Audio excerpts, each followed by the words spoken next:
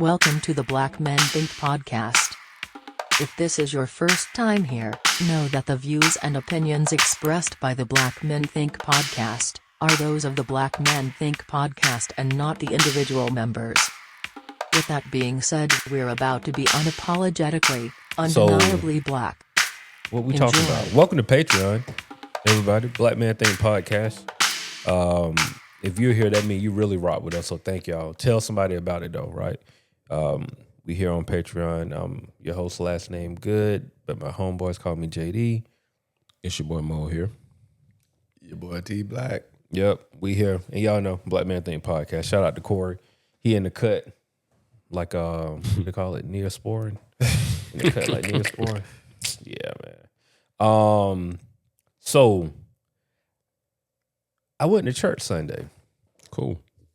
It's the first time I was about to say it's the first time I've been to church. I went to church on Father's Day. But went to church Sunday. I went to 2819. Have y'all been there or heard about it? What's it again? 2819. Is that the address? Like, is that where it's located or something? It's based off of Matthew 2819. Oh, okay. Yeah. Okay, gotcha. Just cool. Go into the world, preach the gospel. All nations, I think. Yeah. Okay, gotcha. Look at that Bible stuff coming back to Boy, you. Boy. coming back. Let them speak. But I mean, service was great. The church is off of Greenbrier. It's where Paul Morton old church used to be across from Greenbrier Mall. Yeah, okay, that way.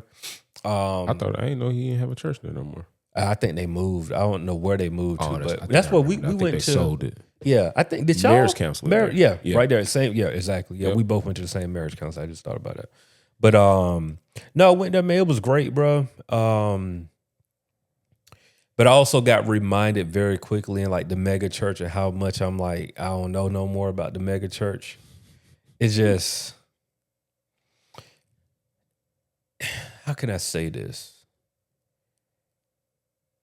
The level of production just turned me off a little bit. And I know I'm jaded.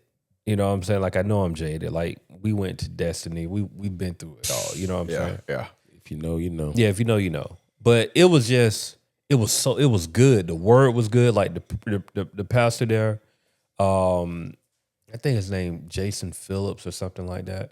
He been like going viral like crazy because he speaks Bald head black guy. Yeah. Okay. Yeah.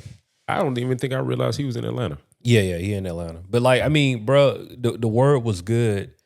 But it was a lot. It was a spectacle. Like, and it could have been where I was sitting, cause we initially got there and we were kind of like mid row, or like in the middle, and then the ushers moved us all the way to like the second row. But where he set us on the second row was like an end seat, and this end seat just happened to be the entry and exit point for everybody who they had like 9 photographers that I saw. 9. I'm not exaggerating. 9 people, different people. Capturing the content. I mean, it was great. I get it. Yeah. You know what I'm saying? But it was just like, I don't know if it was just the old age in me, but it was just like, bro, like, what are we doing? Like, just stay up here. Just stay up here and take the photo. It was, but I'm saying I don't want to diminish this because I don't. I think they're doing something great there, but it was a lot. It was a lot. That's the only way I can put it without sounding like I'm because I'm not trying to put down the church. You know what I'm saying? But that mega church experience, I don't know if it's for me anymore. You know what I'm saying? Like I don't know if it's for me anymore. That's quite a take, man. Like that was your first time At that church? Yeah. Yeah, first time at that church. Gotcha. T, what's your church experience like nowadays? So we moved to the northern side of town. North side. Yeah. So so we still go to Impact. Okay. A lot. There's still our home bases. And I have a great church life there. But we also have started going to a church near our ways, just because it's an hour commute. So sometimes we're not gonna be getting the kids up and doing that. So we did found somewhere else to go when we don't feel like coming all the way down here. But in both cases, I think both of the pastors at both of those churches really pour into the church community. It feels homely. It's not overproduction. It's not, of course, there's certain things that, it has to be done in decent and order, right? Right. It's not that overboard stuff. Is they have like the timelines and things, so they sticking to it from that standpoint. Yeah. But it still has been a pretty, both places have been a really good experience and still experiencing it. So that's kind of how we are. One is, of course, a bigger church than the other one. The one closer to us now probably would be considered a mega church. Yeah. I mean, they got like a whole wing that's just for kids. Oh, yeah. So let's be clear. Yeah. And then all of that, they got a contemporary service and a traditional service that happens at the same time. So it's, wow. Yeah, so it's really, they really try to cater to the demographics, right? Not maybe demographics is the wrong word. Like two different sets of musicians and all that. Okay. Yeah, so upstairs is the pastor actually preaches at the one at the contemporary one. The traditional one it's usually a recorded message. But Okay. Yeah, and then sometimes I think they might have somebody come down to the traditional, but the pastor usually speaks at the more contemporary one. Because he's a younger pastor too, but he understands that there's a lot of older individuals there as well. So, gotcha. But it's kind of like if you guys have ever been to Buckhead Church. Buckhead Church, they actually show video of the pastor. Shoot, I done seen a hologram at them churches. Yes, yeah. So that's how their traditional is kind of similar to that experience. But I actually like it. I go there to their Wednesday Bible study. It's actually phenomenal because they have like at 5:00 they do family dinner. So it's like from 5 to 6:30 it's the family dinners. That's old school right there. Yeah, man. Yeah. And then 6:15 you can take your kids to the kids side, and they take them over there, and then they have like 12 different courses that go from talking about mental health to men's group to women's group to other things. So it's not just your regular Bible study is really with a purpose, whether it's speaking towards men and how you deal with that, or women and how to do that, or if it's about mental health and anxiety and all of that. Yeah, it's really, they have a really robust curriculum, and I like that part for that. So that's kind of how we've been functioning right now. I ain't gonna lie, I miss that Bible study vibe. I remember growing up in that space where it's like on a Wednesday night, like you really kind of got that, like. I mean, granted, I think even in the small church, Baptist church type of feel that I grew up in, it's like Sunday still felt like a service. Like it was playing. Yeah. Bible study was like, man, we connecting, we just talking about it. Like where everybody's kind of sharing their opinions, and then like you can kind of, push and pull and and really like dive in and really study. And then usually like there's somebody leading it. 9 times out of 10, it might have been my dad because he was the pastor, and then it might have been someone else every now and then. But it was a conversation. Like, it's a conversation, and it felt like everybody in the room was like, we equal. Like we just trying to figure it out. We reading it, we trying to understand it, we trying to apply it, we trying to walk out of here different than when we came in. Right.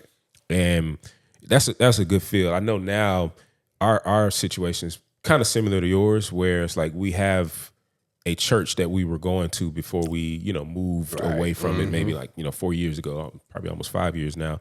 And it's an hour away. Yep. So yes, it's probably our church of preference. One, our people are there, and y'all know our people are from Destiny. I mean, we talked about it. Like, the pastor is one of my most trusted people.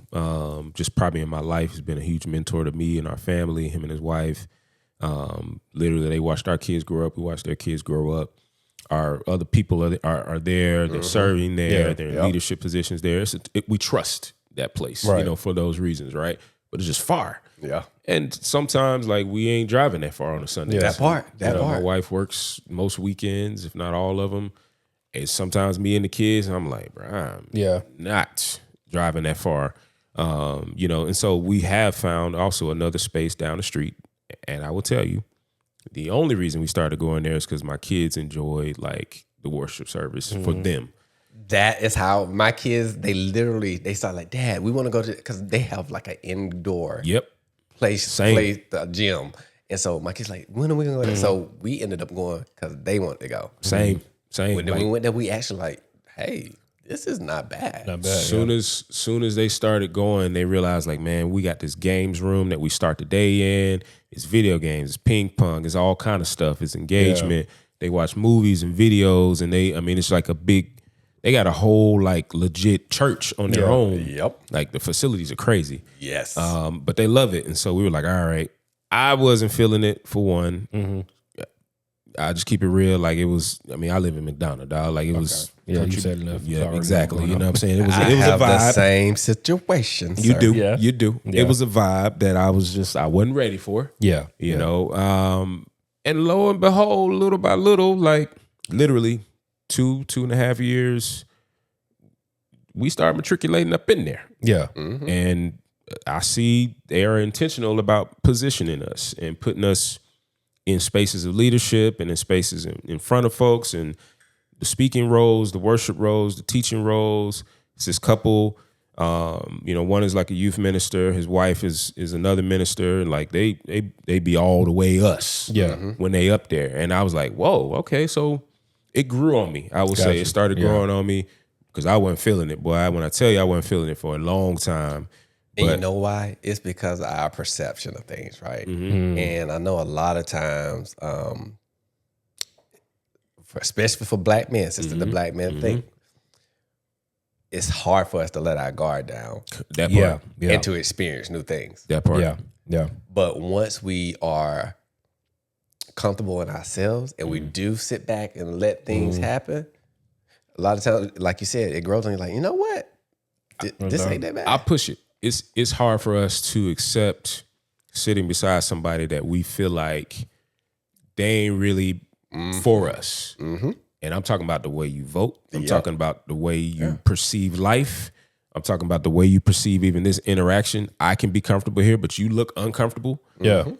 All of that. It weighs in. It goes all of that. It plays a factor, you know what I'm saying? And I think over time for me, like, we actually got to know some of the people there. Namely, one day, like this church, and back to your earlier point, like both churches, like they are in the community, both locally and like abroad. Like they serve, they put all their resources in certain directions. So I appreciated that about both places. So like, y'all really out here doing the work. One day, the pastor was like in our neighborhood knocking on doors. He happened to knock on our door and open the door. I was like, whoa, you're so-and-so from right up the street. Like we come up there. He was like, really? And we like had a whole conversation there, and I was like, "Oh, he legit. Yeah, like he's really he's not us. You know, he's one of he's someone else." But he was like, he was a legit dude, and I saw beyond the stage at that point. And then ironically, we did a service day with him, and then we ended up serving that the whole day with his wife. And I saw like beyond the stage because she's a worship leader and she's gifted and all that kind of stuff, but.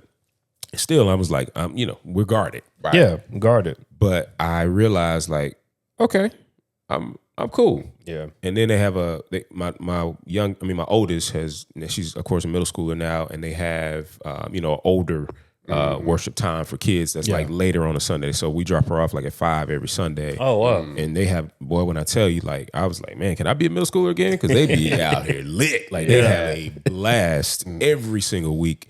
And they're very intentional about making sure that they make those connections with people. And, she's loved it. So, and you know what, Marlon, I don't, and this is nothing to talk about our community, but the experiences that others get as being a part of Christ, it is very different. It's very different from a traditional Baptist. It's different. Black Baptist. It's different. Kid.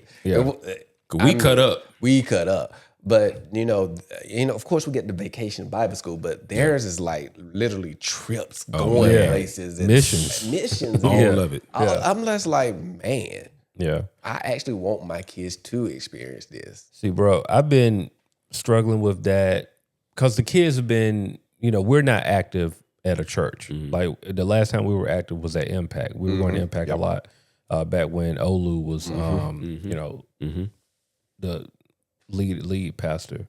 And so we, wifey, same thing, work on weekends. So it's really up to me and the kids. And I've, 90% of the time, we are watching some type of service on like I've got creative with it. Like, I'll show like YouTube videos that are very intentional about telling like the story of Jesus and like true learning about the Bible and not just like fantasy portions of it.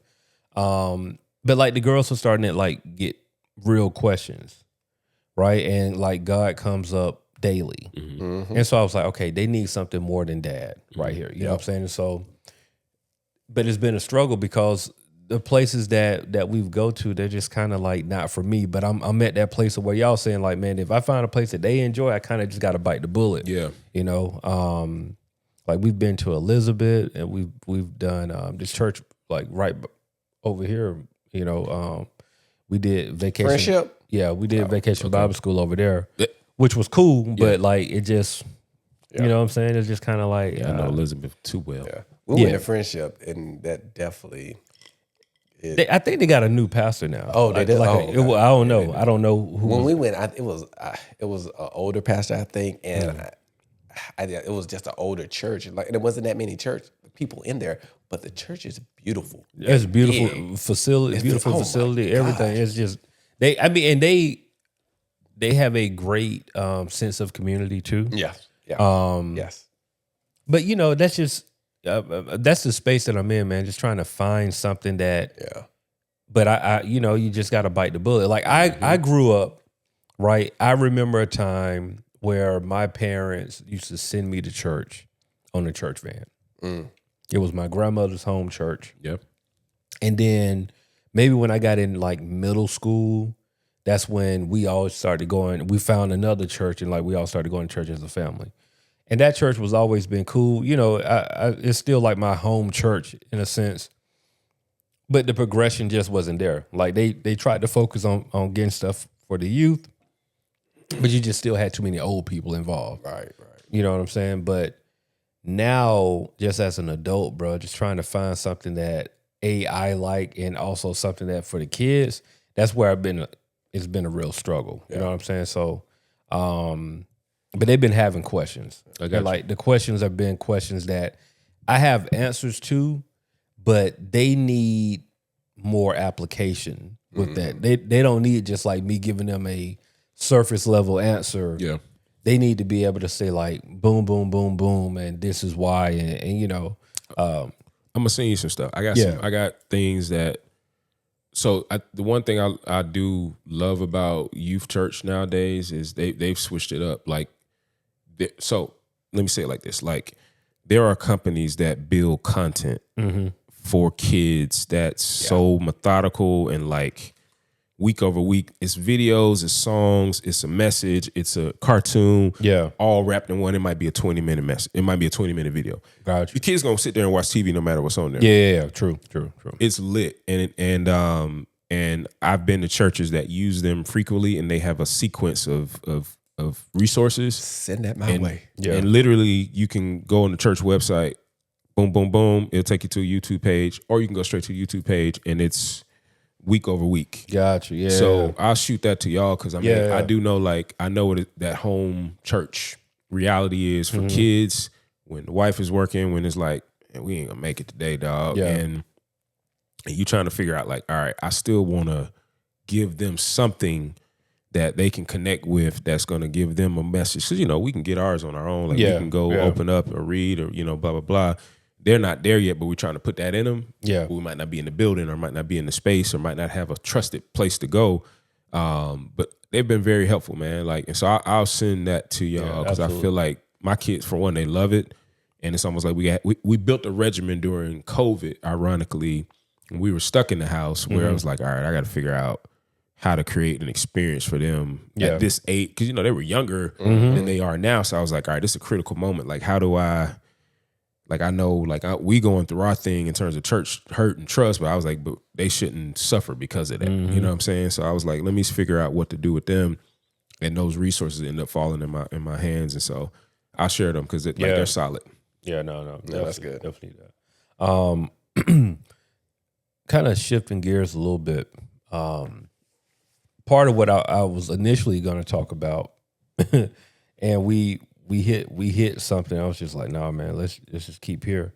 It was talking about faith and frustration, right? Like we kind of we almost started. Like we kind of headed in there. But I'll ask the question: how does faith show up when life feels unfair?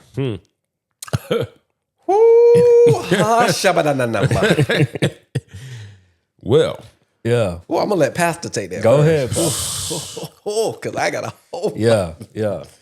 well, where do I begin, bro? Y'all know where I'm at. Yeah. You know? Yeah. Man, when I tell you, it's been a while probably that I felt like I've been clinging on to the feet of my Father, my Heavenly Father. You know, for our thinkers out there, like I'm a believer. I'm a Christian man. I'd rather say I'm a follower of Jesus Christ, just because that Christian word can have a stigma to it in this life, and I don't want to misinterpret it. Like, I am who I am, and I believe in Jesus. That's my Savior. That's my choice. You rock with it if you do. If you don't, it is what it is. In my experience of like a recent hardship and a things that I don't quite understand, yet I'm like having to sit in it, and it's before me every single moment, every single day, and I have to deal with it until I can make a shift. It's been a new experience, or at least I don't remember if I've been here before, but it feels like I've never been here before. Yeah. Feels isolated, and when I tell you, like, the way that I have to recalibrate my brain every second of the day is exhausting, just to like continue in my own commitment to excellence. Yeah. Because at the end of the day, like, I feel like I have to show up a certain way so that I can keep my head up. Yeah. So that I can maintain my pride and my dignity. Yeah. When really all I want to do is act a whole fool and be like, psh, Yeah. I could care less. But it's a point of suffering, and at the same time, it's a point of like being aware of like God is up to something, and so like just let him cook. Let him cook. Let him cook, and sadly, that's like there's a surrender that has to take place in that statement, which is very hard to do because you got to take your hands off. Yeah, which is like hard. It's hard to do. You know what I'm saying? And yet when I do, it's like I look back and I just sit there and I'm like, oh no, I see him cooking, but now you got to be patient. So yeah, it's tough, bro. Read that question for me one more time, because I'm in deep thought over here. I got you. I'm typing in "let him cook" in the group chat just to make sure that I don't forget that. Yeah. How does faith show up when life feels unfair? So I think Marlon gave you the way that I wish it would show up in me. Okay. Yeah. Appreciate the honesty. So I want to preface this by saying I am exactly the same as Marlon as far as like I am a follower. Yeah. I am a believer. But there are moments, and I think I'm in a moment now, to where mine show up or manifest as disconnection. Explain. It's my frustration comes up as me feeling disconnected from the source. There's a void there. I don't know what that void is. I do, but I don't. Right? I don't do the things that I was doing that sometimes spark that feeling, right? No, I know what you're talking about. And so sometimes that's how it show. A lot of times that's how it show up for me. That real, and I go through different seasons of that. Sometimes it's a short season. Sometimes it's a long season. I'm in a very long season right now, to where I feel that disconnect, and really about how do I pivot and get out of this.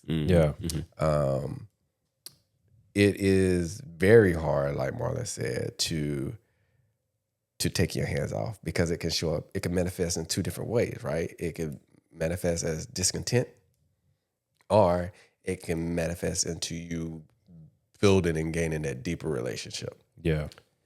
It's not always. And those are two totally different. Different. But I know exactly what you're talking about. And you know, honestly, I most times I hope it's the, you know, bringing me, drawing me closer.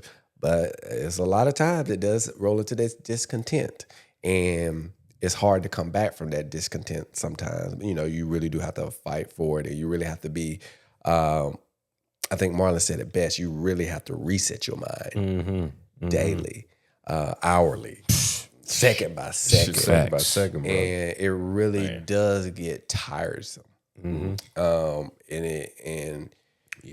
It's almost similar to the conversation we had about how we having to be 10 times better than our counterparts.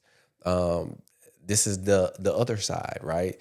When you talk about the spirituality side of it, where you also have these battles that's going on. And I'm not saying that all individuals don't have the spiritual, the mental, the physical, emotional, and all the battles that's there. But this is the black man thing. And I know ours are magnified. You know, because of how we're perceived.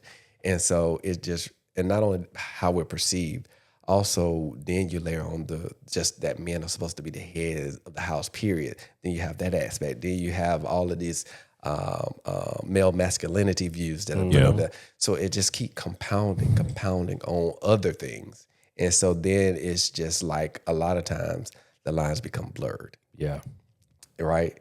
And so the holistic person just then becomes, I'm tired. Man. I'm tired. So, golly, don't I know? So, but I still do give him the praise. I still do recognize that the things that happen in my life are through him and by him. But it's still of those times where I feel that disconnect. Let me say this real quick. Just to like a blanket answer to that question, the same question. Like, faith shows up in a way where you're almost forced to praise no matter what. That's hard. It takes a minute to get there, but it's like you still got to be grateful. You still got to be thankful. You still got to recognize that like it could be 30 times worse. I've been in the season of, I mean, I can say this, and I want to be careful with this because I don't want it to come off as like arrogance or anything like that. But my faith has never really wavered. I'm naturally like a very optimistic person. It's a belief system. It really is. Like my thing is, I don't been through so much stuff in my life that like I've come out of that I'm like, oh, it's just right now. Right. You know what I'm saying? So and that's just like naturally how I think. But the church thing, you know, like being in the physical building, bro, I haven't felt the need or want to be in a building in a very long time. And I know that needs to change. However, I don't know if I want it to change. You know what are you wrestling with? Like, what's keeping you? Man, I really don't know. Like, I mean, if I was to say, if I'm trying to pinpoint, I could easily say like the whole Destiny thing turned me off. You know what I'm saying? Like, because at Destiny I was so involved and I was so like locked in on trying to be the, you know, typical Christian, if you want, like, and then I realized like that's not really me. I am a person who would much rather be around people who don't care about Christ. Facts. Like, that's who I am. Like, I want to be in a room with somebody who don't have a relationship with God, have conversations, like regular conversations, and them leave that and be like, I feel different. And I don't know why I feel different. That's more of who I am. But the part that I struggle with is like, I got kids. I got a wife who I don't know if she works, so she has an excuse not to go to church, if that makes sense. But I know there are times where like she really wants me to take the girls, and part of me just be like, I want them to go to church, but I don't really care to be there with them. You know what I'm saying? And so that's something that I truly struggle with, because like you said something earlier, like, you know, you can have your stuff you're dealing with, but you don't want to push that on your kids because they have an opportunity to do something else. Yeah. You know, and so that's something that I think I really struggle with the most, because I don't want to strip that away from them. But I also I really don't have I hate to use the word desire, but that's the word that's coming. I don't have a desire to get up on Sunday. That's fair. And go to a church building. Yeah. And bro, I found myself Sunday like, I don't know if I believe you, dude. That ain't fair. You know what I'm saying? Like, that's not fair to be there and like question a man of God, if that makes sense.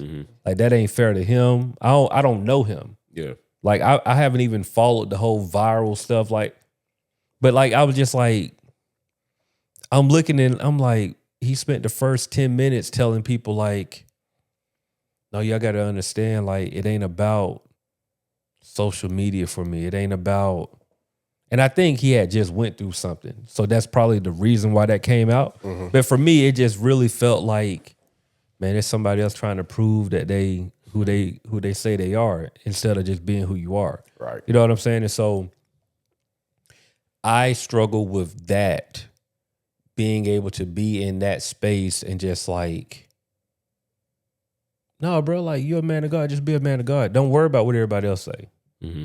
That's my thing. Like, I feel like if that's who you are, just, it doesn't deserve an explanation. But that's where I've really been struggling. Like, my faith, like I said, I believe in God. I believe Jesus Christ is my Savior. I don't have no doubt of that in my mind. Amen to that. But Amen to I that. have absolutely no desire to go to church. Yeah.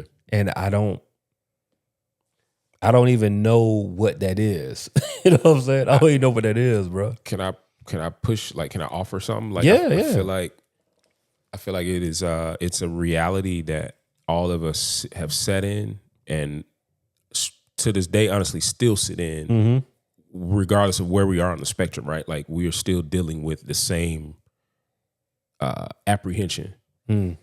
It has more to do with people than it does with God. And I think that's important to like touch and frame, because that is probably 90% of the world's reality. Yeah.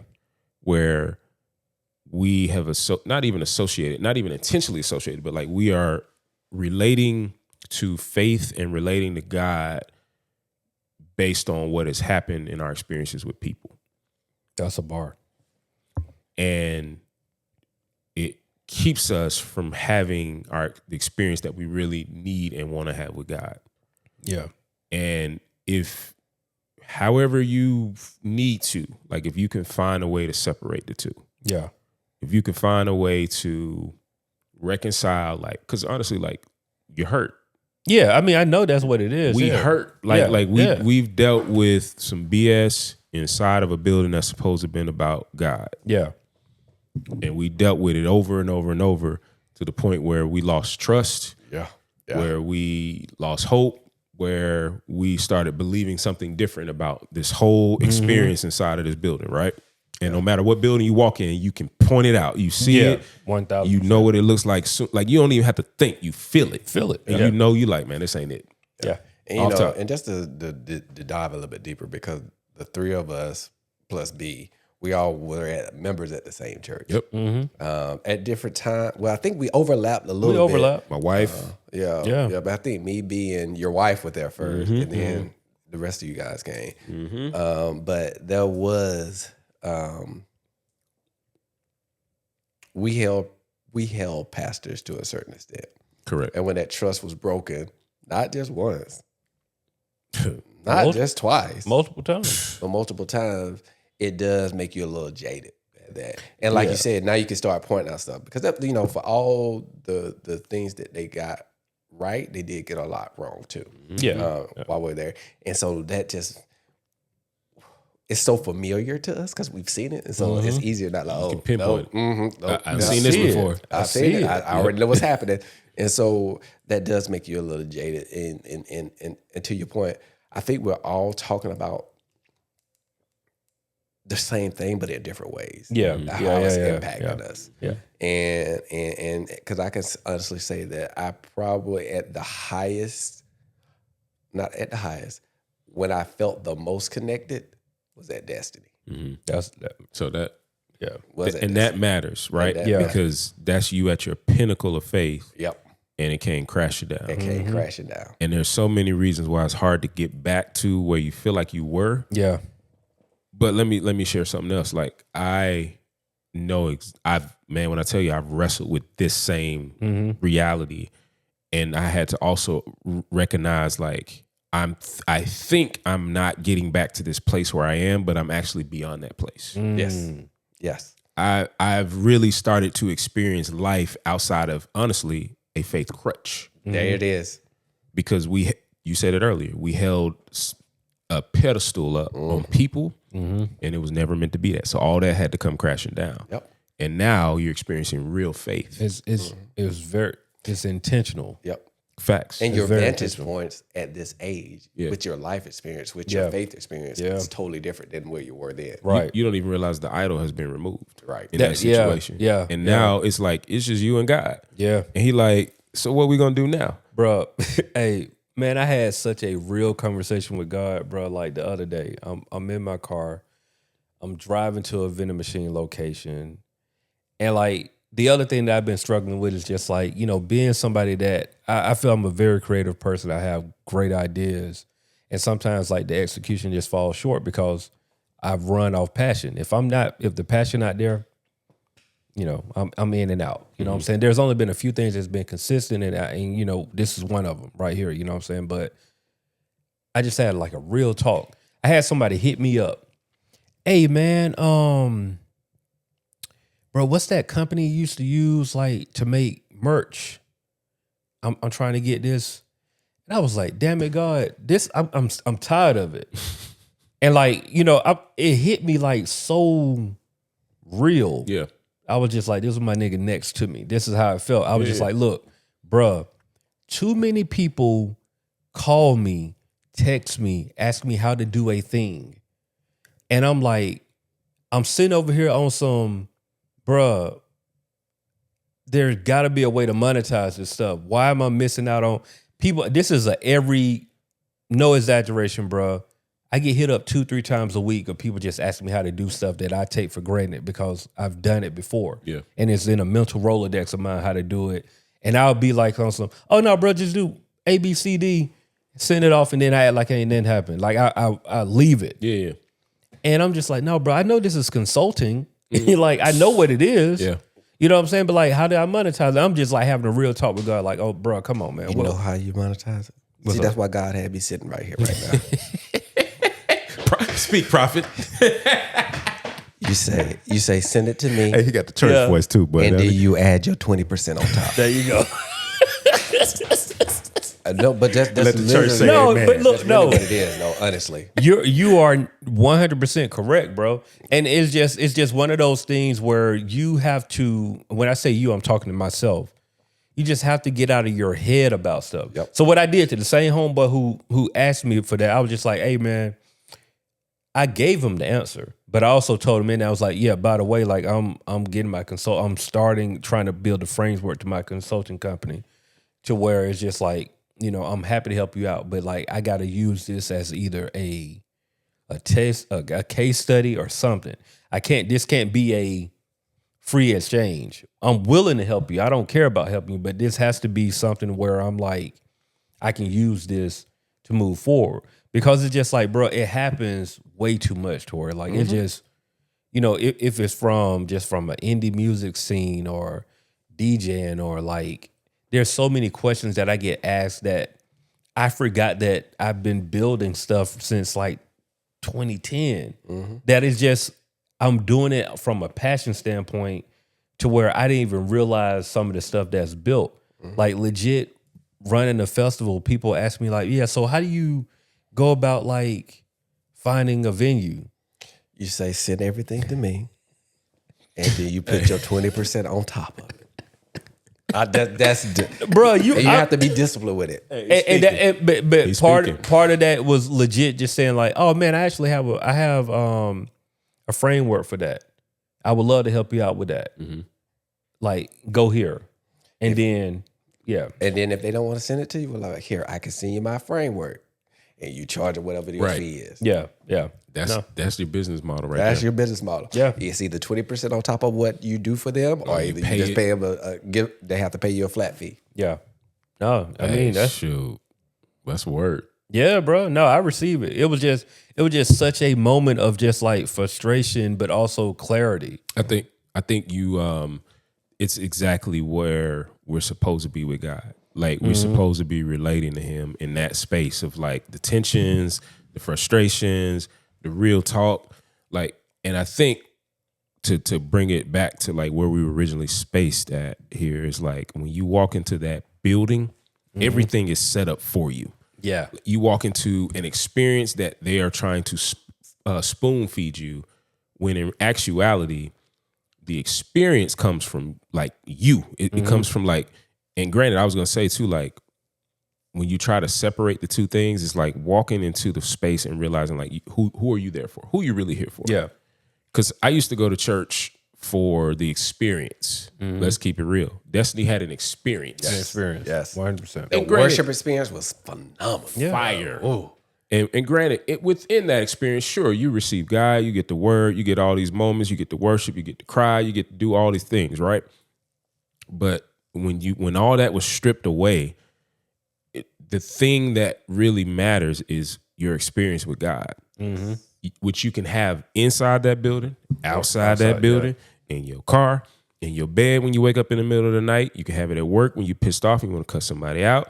You can have it when you're sitting there having this drink. You can have it in any single moment. And that's the point. Yeah. And I think like that was all of COVID. That was all of shutting down the world. We got stripped away of all the crutches. Yeah.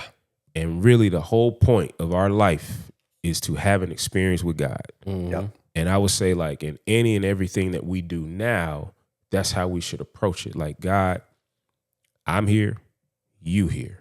Yeah. What you trying to do? And I think, a perfect way to sum this up really is, and, Luther said a house is just a home, right? Mm-hmm. A church is just a building. Mm-hmm. Yeah. And it's not the church it's not the building that makes the Christian. It's what Martin said, it's the experience with God that makes it. And that looks different. And that looks different for anybody. And everybody at any point in your life is going to look a million times different for you. Yep. And it's appreciating first, like the fact that you are able to have that experience with him, because that's where the reverence come from. Yes. Yeah. And after you get that reverence point, it's like that relationship begins in a unique way. And I think, like, honestly, just vibe in that space. Yeah. You know what I'm saying? Like you'll get there when you're supposed to get there.